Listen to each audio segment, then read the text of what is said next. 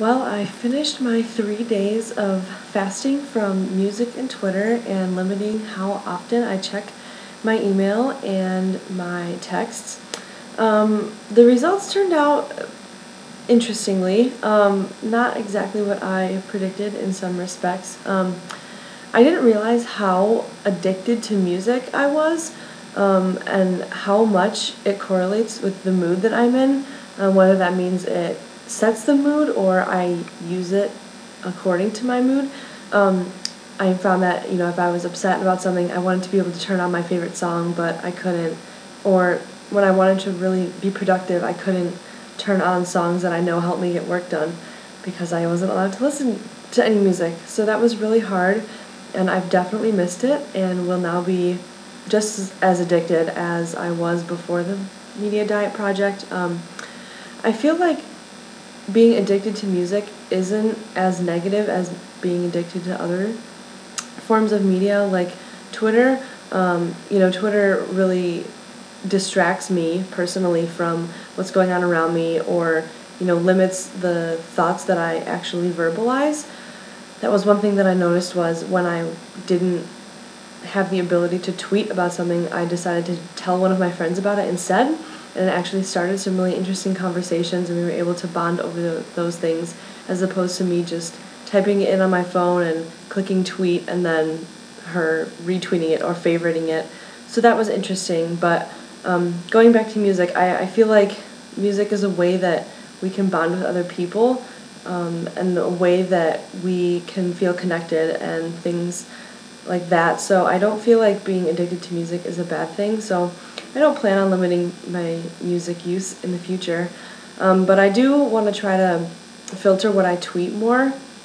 Ever since we'd had to do the blog about Twitter, I've really been analyzing what I tweet and what I want to tweet, and if they're pointless or if they're meaningful and things like that. So I am going to try to filter what I tweet more, and be more conscious of that. Something really interesting that I found and did not expect was with regards to my email.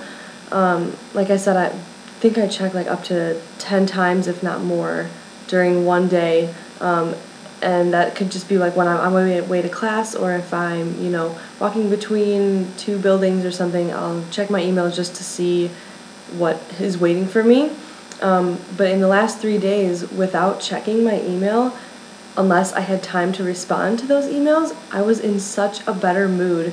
I didn't have, the constant burden on my mind of all the things that I still had to do and all the people I still had to reply to, because by only checking my email when I had time to reply, I was then able to kind of cross those things off my mental list and then move on. So I definitely think I want to continue this trend. It made me feel so much better, and I wasn't being bogged down by all these responsibilities, and I could actually focus on what I was doing at the time.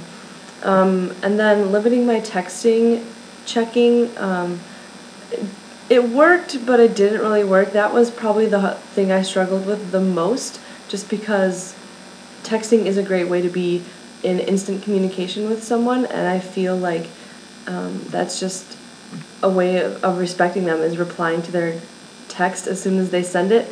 So that was a little bit harder. I am going to try to not check my text during class as much, because I found that I was able to pay attention to the lectures more when I wasn't clicking the button to see if I had any text waiting for me. So that is definitely something that I want to alter.